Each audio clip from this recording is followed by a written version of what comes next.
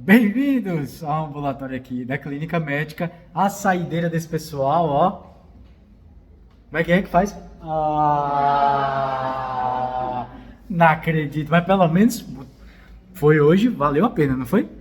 O nosso último a gente teve muita coisa para fazer, então vamos aos fatos. Nosso primeiro paciente é um senhor com IC, com fração de ação reduzida, 26%.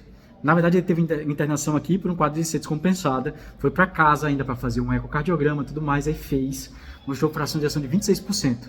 Qual é a etiologia? A provável causa etiológica, a principal causa etiológica de IC no mundo é a etiologia isquêmica. Então a gente sempre tem que pensar nisso. Quando faz um ecocardiograma, principalmente quando tem déficit contrato segmentar, ou seja, um segmento do coração contrai menos do que os demais, isso aumenta ainda mais as chances de ser cardiopatia isquêmica. Então ele fez realmente um cateterismo e no cateterismo viu que tinha lesão na descendente anterior e na circunflexa.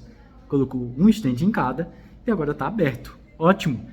Só que ele continuou usando terapia medicamentosa para insuficiência cardíaca e chegamos às doses máximas, em teoria toleradas pelo paciente, são as doses máximas das medicações. Então ele está com IECA, dose máxima, ele está com espironolactona, dose boa, 25 a 50 mg, são doses ok. Ele estava já com bisoprolol, 10 mg dia, ele já estava com forxiga, que é a dapagliflozina, já estava com estatina, já estava com AS e clopidogrel. Clopidogrel vai até outubro desse ano agora, um ano depois da angioplastia. Perfeito. Aí, quando eu cheguei, vocês me disseram assim, mas ele está com tontura.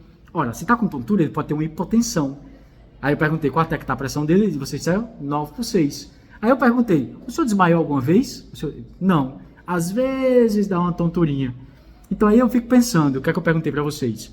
Se um paciente tivesse um tratamento com quimioterapia por um câncer, seja ele qual fosse, se ele estivesse relatando para você tontura durante a infusão de um quimioterápico, uma tontura leve ocasional, você reduziria a dose desse quimioterápico, você suspenderia a dose desse quimioterápico ou você aumentaria a dose que vai fazer a diferença no tratamento desse paciente? Então, por que no IC com fração de ação de 26%, em que a mortalidade no estágio D, ou seja, refratário, é de cerca de 70% em um ano, você vai suspender ou reduzir a dose de um IECA, que é tão importante no remodelamento cardíaco reverso? Então, se o paciente tiver uma hipotensão realmente sintomática, com síncope, seja lá o que for, está ficando hipotenso direto, tudo bem. Mas vocês têm que lembrar que por mais que um enalapril seja uma medicação antihipertensiva, ele não está usando como antihipertensivo. Ele está usando como uma droga modificadora de desfecho cardiovascular duro. Então ele vai morrer muito menos se ele usar a dose máxima de IECA. Se ele está com 9,6 de PA e está com tontura leve assintomática, segue o jogo. Vai ser diferente se ele tiver algum sintoma diferente disso. Então a gente tem que manter. Um outro aprendizado dele foi que vocês me disseram, não, ele tá com Rosuva. Aí a gente perguntou, vamos lá, quais são, a partir do momento que o paciente tem alguma lesão coronária, ou alguma lesão carotídea, ou alguma lesão periférica, acima de 50%, ele já é considerado de muito alto risco cardiovascular. Isso significa que ele precisa ter um LDL abaixo de 50, ele tem que reduzir a dose do LDL em mais de 50% em relação ao basal. E só quem faz isso, só quem consegue fazer isso, são as estatinas de alta potência em altas doses. Quais são as opções? Letra A, atorvastatina de 20 mg. Letra B, rosuvastatina de 20 mg. Letra C, simvastatina de 80 mg. Letra D, pitavastatina de 4 mg. Ou letra E, ezetimibe de 10 mg. Tempo. Então inverti, né, para ver se vocês... Então, rosuvastatina de 20 ou 40, atorvastatina de 40 ou 80, ou uma simvastatina de 40, por exemplo, com um ezetimibe. Ezetimibe sozinho não é alta potência. Então, simva de 80, né? Não, doutor, Ave Maria, muito alta a dose. Você aumenta os efeitos colaterais, você aumenta tudo isso, mas não aumenta o poder hipolipemiante da medicação. Então é melhor que a gente associe, por exemplo, o ezetimibe do que ter alguma outra situação desse jeito, tá bom? Então, esse primeiro paciente foi isso. O nosso segundo paciente foi um senhor jovem, 57 anos de idade, que internou por um quadro de dor torácica, dispneia súbita, não foi assim? Dessaturação, chegou, foi entubado, ficou um tempo na UTI, estabilizou e foi para casa. Aí na história clínica não tinha mais nada. Foi o que eu falei para vocês. Para uma alta ser bem feita, ela precisa conter como o paciente chegou, o que aconteceu com ele durante a internação e como o paciente saiu. Tinha como ele chegou, mas não tinha mais nada. O que foi feito por ele? Só intubação, não sei mais o que é que aconteceu. Tanto é que lá embaixo, as medicações feitas, tem lá, né? Ceftriaxona e azitromicina. Então ele teve uma infecção, eu não sabia. Tem que se ligar nisso. Beleza. Mas se ele tinha um quadro possível de IC, porque teve um edema agudo de pulmão, com características cardiogênicas. Isso é muito cara de IC por infarto. Alguma coisa de IC deve ter no meio do caminho. Aí ele fez um ecocardiograma, ele já voltou com eco e CAT, graças a Deus. Então ele veio com um ecocardiograma com 36% de fração de ação e um déficit contrátil segmentar, o segmento do coração com déficit de contratilidade, e ao mesmo tempo ele teve também um cateterismo mostrando descendente anterior com oclusão no terço médio, circunflexa com uma lesão de 70% segmentar em terço médio também, e uma coronária direita com lesão de 99% no seu terço médio, com a ventricular posterior fechada no seu terço no ostial.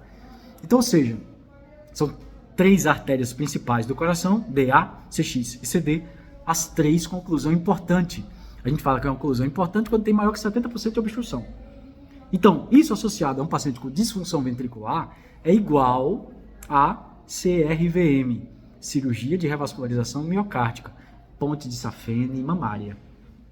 Então, ele tem indicação de fazer, tá? Então, a gente encaminhou para a cirurgia cardíaca. Provavelmente a etiologia de tudo isso é porque ele é tabagista. Na verdade, ele parou de fumar, segundo ele, em janeiro. Então, em janeiro para cá, tem uns 8 meses mais ou menos. 8 meses eu já considero como ex-tabagista. Lembrar, né? Ex-namorado, ex-namorada, ex-mulher, ou seja lá o que for, é no momento que acabou. Ex-etilista, ex-tabagista, seja lá o que for, na medicina, são 6 meses. Porque é aquela coisa, né? Parou de fumar? Parei. Depois de amanhã vai fazer 2 dias. Pode muito bem voltar a fumar a qualquer momento, tá bom? Beleza. Então esse foi o nosso segundo paciente. O nosso terceiro paciente, na verdade, é uma senhora com quadro também de dispneia importante, dor torácica, enfim. Na verdade, ela não tinha referido tanto dor torácica, mas diabética, muito descompensada, provavelmente já com complicações micro e macrovasculares. Ela foi entrando, eu falei para vocês, a anamnese começa na entrada do paciente. Então ela foi entrando já segurando nos cantos. Vocês veem que ela tinha uma dificuldade da acuidade visual, né? Uma redução da acuidade visual, provavelmente por causa do diabetes. Então ela chegou, ela falou que tinha, né, a falta de ar, um pouquinho, enfim. Aí ela não fez um ecocardiograma. Mas imaginem vocês, o LDL dela é 195. A glicada dela é de 8,5. Qual é a chance de uma senhora idosa, graças a Deus nunca fumou, mas qual é a chance de uma senhora idosa, diabética, descontrolada, ter um quadro de doença arterial coronária? É alto ou muito alto? É altíssimo. Então, se eu pedir um cateterismo para ela agora, eu tenho certeza que vai ter doença arterial coronária. Agora, se essa doença arterial coronária instabilizar, isso vai ser uma síndrome coronária aguda. Síndrome coronária aguda significa revascularização, seja percutânea, seja revascularização cirúrgica. Mas doença arterial coronária crônica, DAC crônica, a gente faz tratamento inicial, é tratamento clínico. Então, como muda alguma coisa? Ela teve dor torácica agora? Eu tenho certeza que vai ter doença arterial coronária. Mas vamos fazer o seguinte antes. Pelo fato dela ter uma creatina de 3,5, um clearance de creatina de 12, se eu fizer um contraste iodado para ela, concordam que a chance dela evoluir para rim dialítico é muito alta? Então vamos fazer por partes. Vamos otimizar a terapia medicamentosa dela. Vamos pedir um ecocardiograma que ela consegue fazer com relativa rapidez. E ela volta para a gente avaliar. Se tiver déficit de contato segmentar, opa! Então significa que mesmo sendo uma DAC estável, isso está levando a uma IC, uma cardiopatia isquêmica. E isso tem indicação de revascularização. Entender como é importante a gente ter um raciocínio e ir por partes? Seria diferente se ela tivesse vindo com dor torácica com características agudas. Aí seria diferente. Aí eu precisaria de um cateterismo porque um teste ergométrico ia adiantar? Não, porque a chance de dar positivo era muito alta, eu ia perder tempo. Eu pedi uma angiotomografia para colocar contraste, para ter um exame que não é o padrão ouro, para depois ter que fazer um cateterismo de toda forma? Não. Então a gente otimizou a terapia medicamentosa dela, pediu um novo ecocardiograma para que ela possa voltar depois para a gente avaliar melhor direitinho, tá? Depois ainda tem uma questão do beta-bloqueador que a gente conversa depois.